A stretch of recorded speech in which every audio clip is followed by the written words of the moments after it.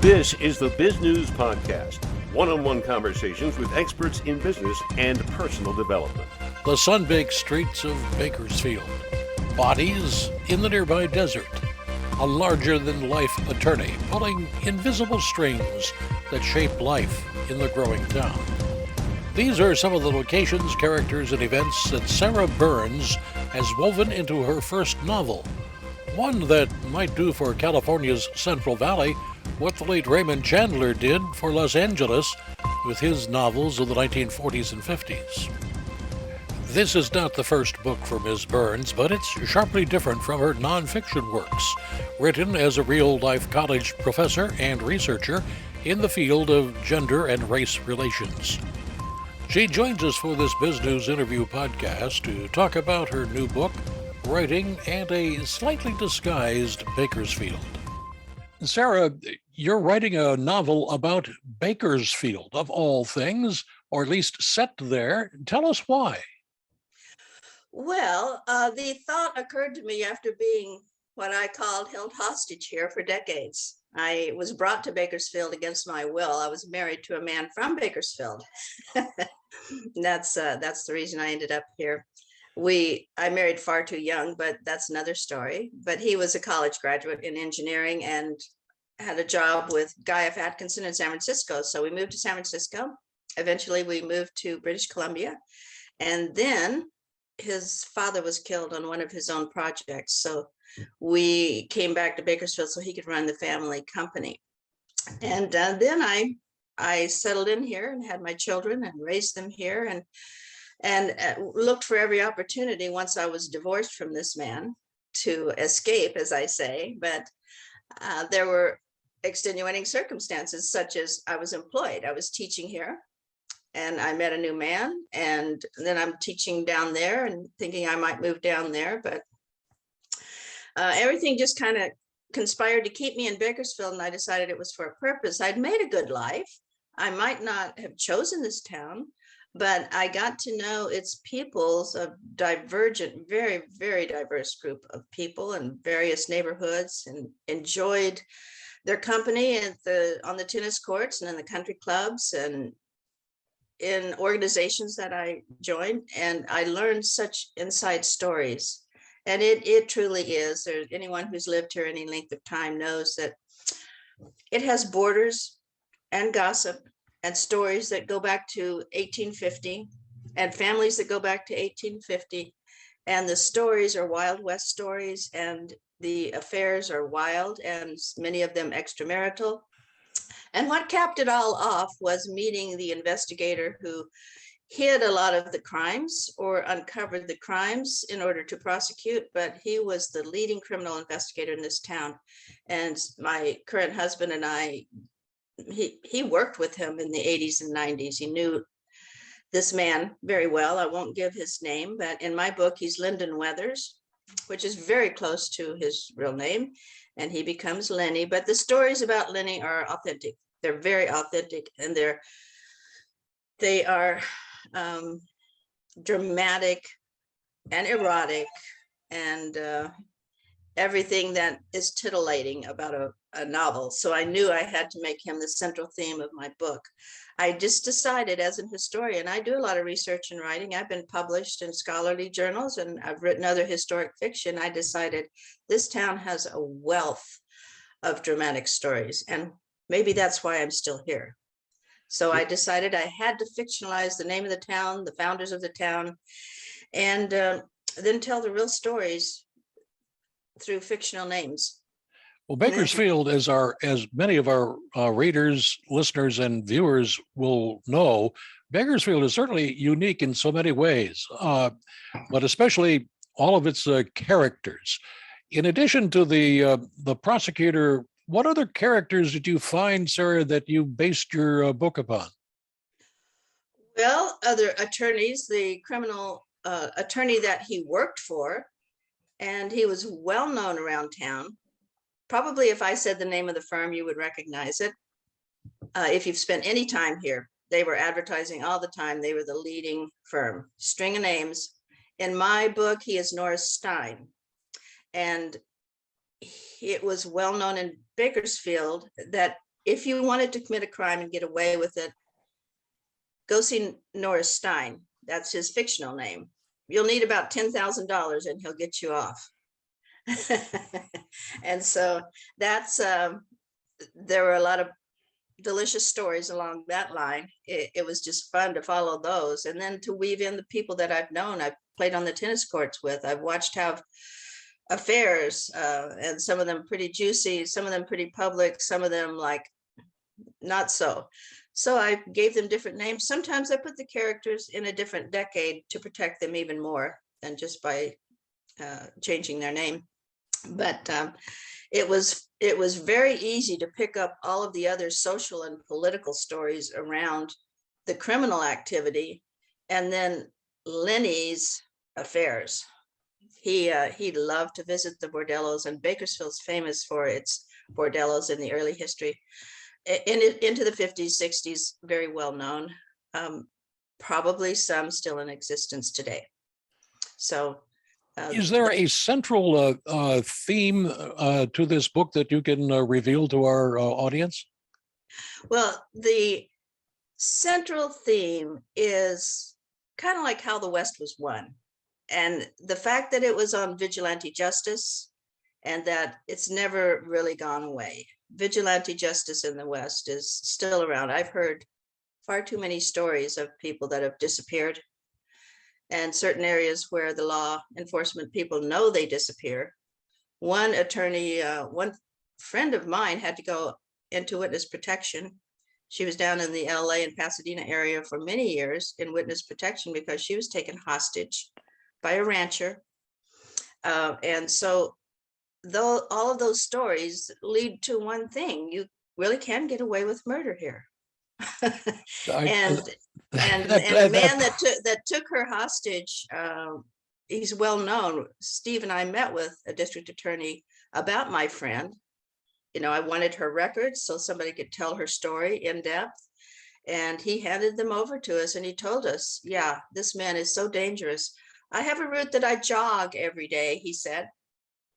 And when I was going through this trial with Lonnie, oops, I said the name, I changed my route because I knew that if he passed me in his pickup, he'd knock me off and I'd end up in one of those canyons. There's some real deep, rigid canyons around here where people can disappear. So this district attorney knew that.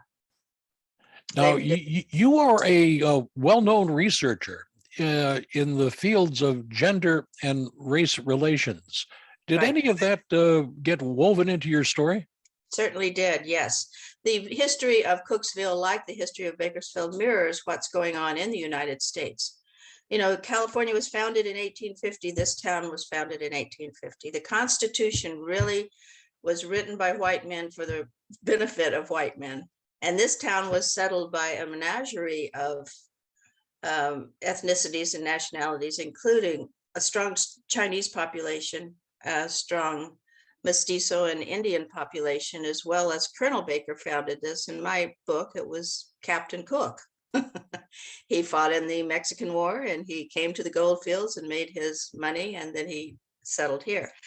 So there's similar backgrounds, but the diversity is not that well known. See, I was born in Kentucky on the Ohio River, Owensboro, Kentucky. Then we moved to Orange County when I was 12. And then like I said, San Francisco and British Columbia. Bakersfield is totally different than any town I had lived in before, especially in California. And the difference is if you know California from Los Angeles southward, it has turned into a constant city. I mean, there's no gaps there. It's settled all the way down, and that has happened from the 60s onward. But Bakersfield has a perimeter. It has its own peculiar and rich history, and the people know one another, and it's like a Peyton place. You know, the stories live on and they grow, and they're constantly being uncovered. My purpose is just to tell the American story through the Cooksville or Bakersfield experience, the country western experience, the Okie migration in the 1930s during the Depression, and when the civil rights issues were arising in the 60s, They were reflected here in Bakersfield. The growth of the oil industry brought people from the South and all around the world. Occidental Petroleum brought people from everywhere. Shell Oil brought Dutch people over.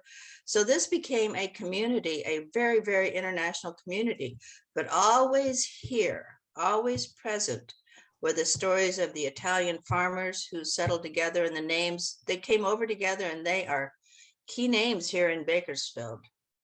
Banducci, Bertolucci, Frugati. I mean, there's just a long list of Italian landowners and farmers, and their story in the background, along with the developing nation. The population here increased dramatically when the oil companies grew in this valley and brought in people from all around the world. So now some are comparing your writing to that of Raymond Chandler, who brought Los Angeles to the forefront in many readers' minds in the 30s, 40s, and 50s. right. Would you go along with that? I would, because Lenny and the real Leonard, I said it again, Lyndon Weathers, Lenny, was a G-man for the IRS, you know, in post-World War II America, but especially here in the Valley, we're recovering. The economy is recovering. And so a lot of big agricultural corporations were not exactly reporting their taxes correctly.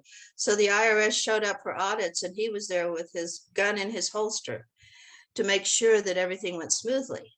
Well, after that, he did so well, they took him to Vegas, and, you know, he was there to investigate the skimming practices of the mob, got to know Bugsy Siegel on a personal basis.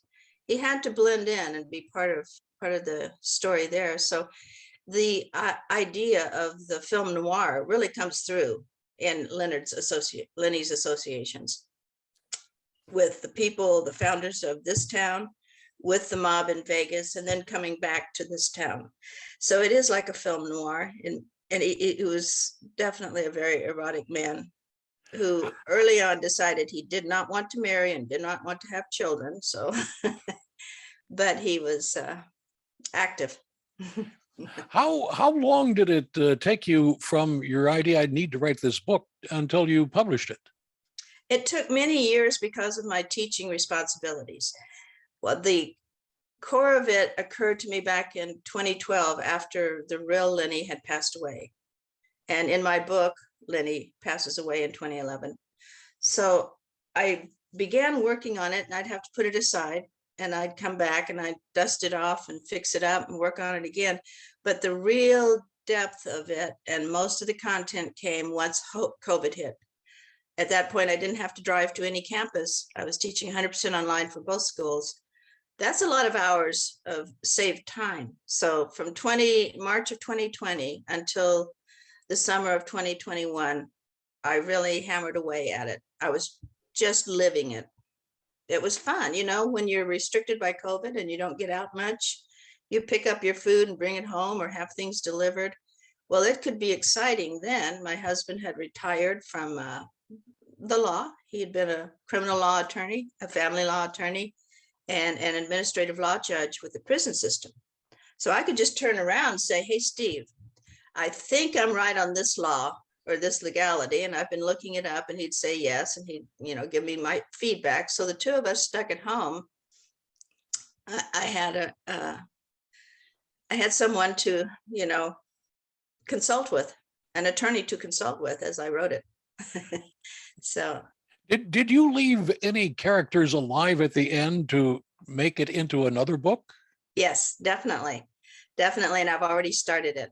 Yes, I've already started the next book. So I think it's a town rich with drama. You know, what sells? People love to read crime, and they're not sure whether their heroes are the criminals or the law, right? Quite often turns out that way. So I really sketched them out in a lot of detail. And some of the people, especially some of the wives of attorneys and some of the people I played with on the tennis court, one person would be a composite of several persons. You know, I could cover the bases that way and pretty much protect myself saying couldn't have been her, because look at this detail and that detail. So that might save you some grief in the produce aisle of Safeway. But right. what has been the reaction to the book? Here in Bakersfield, it's been great. My friends, I was telling them about it as I was wrapping it up, and I had a test audience that was friends of ours that live in Half Moon Bay, some of my friends over in Vegas and Reno. And I had a wide test audience but especially the tennis community here that I spent a lot of time with. And here they were just eating it up. My girlfriend would call me and say, I can't put this down. This is so rich. And she told all of her retired teacher friends, and they were ordering it. And then she and I met for lunch in the Southwest at a lovely Spanish restaurant out there. And a slew of tennis players came walking by, and they purposely came that day because Carol and I were meeting, and said, oh, I tried to look it up, but I can't find a book by Sarah Chloe Burns. And I said, no, this is a Western, so it's S.C. Burns. So they were there to ferret it out, and they were talking about it at their table. And very, very strangely, one of them was the wife of a character that played a key role in my book. So I said, is that who I think it is, Carol? She said, yeah. And I said, well, you know what I wrote about that one. So it is. Well, it's too bad we're leaving names out on this, but it probably will keep our lawyers happy. Right. No, yeah, that's the thing. It's appealing to anybody who loves that Raymond Chandler kind of genre. But a good friend of mine that just moved into the neighborhood this past year read it right away, and she just ate it up. She moved here from San Clemente. She's retired, and this is a beautiful retirement community. I bring it out in the book that this town has grown by leaps and bounds, and it has so much more than you can see from Freeway 99 flying by. You think of it as a truck stop, and yet is a county and town of about 500,000 people, and it continues growing. People retire here because they can afford so much more land. So anyway, Diane told me, wow, I couldn't put it down. I would take it with me to go out to lunch. I'd come back until I finished it. And she said, you know who you write like? And I said, well, I've been told several people. Who do you think? She said, James A. Michener. And I said, well, that's one of the people that I imbibed a lot as I was growing up, because his stories were epic. Like my book is, over 700 pages. So that's kind of like a James A. Michener book. You get a real broad, detailed story. You can visualize the people, how they're built, the color of their eyes, and everything about them and their characters. So anyway, that was a compliment. And like I say, she's not from Bakersfield. She's from San Clemente. So you don't have to be a Bakersfieldian to enjoy these stories. Now, let me have you tell our listeners and viewers again the name of the book.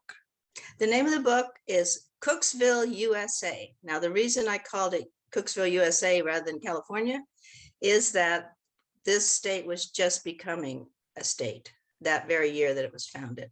So I wanted it to reflect what was happening with westward expansion after the Mexican War, the treaty, 1848 Treaty of Guadalupe Hidalgo, and more of the West is settled by that. So I wanted to bring the reader right into the process of this becoming part of the USA. And so my subtitle is The Wildest, Wickedest, Wealthiest Big Small Town in the West. That's kind of a funky, comical subtitle, but that's exactly, I asked people, would you change this if you were me?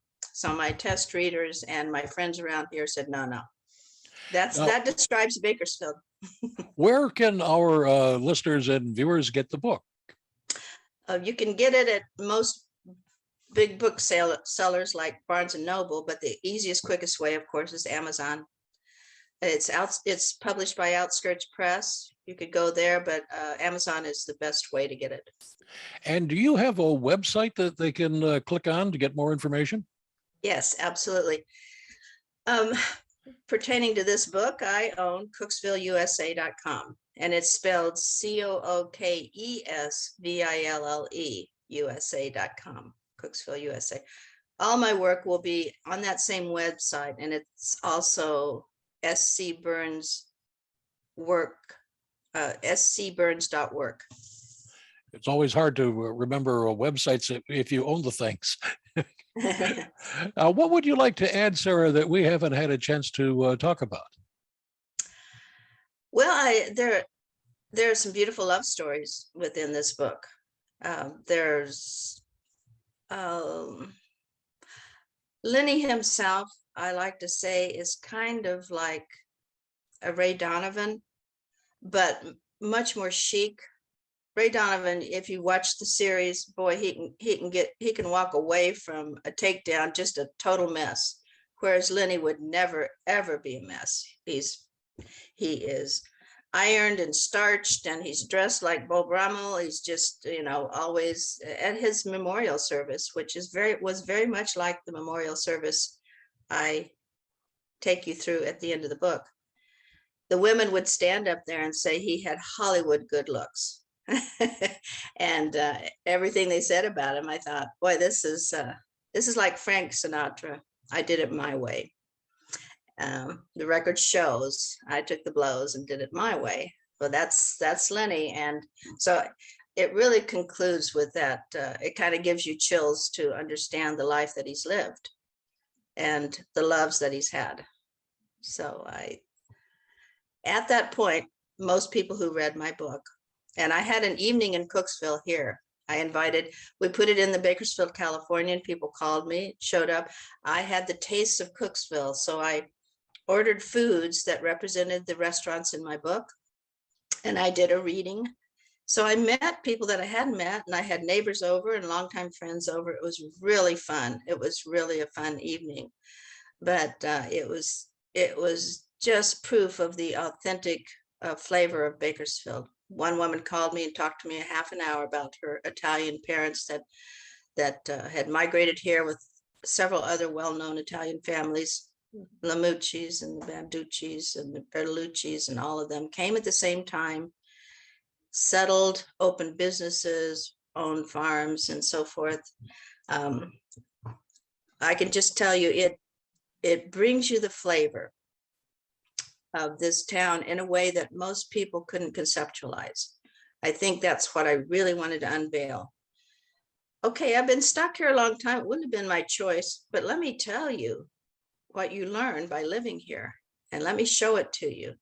And I don't think that anyone else had ever done anything like this. It reminds me of The Help, with people reading the book and saying, oh my gosh, could that possibly be? And then I'm getting the phone calls. They wanted a recap of who it really was. Of course, a lot of it I have to keep on the QT. You've been watching the Bizgnus Podcast. We welcome your input. Send your email to editor@biznews.com. Thanks for watching.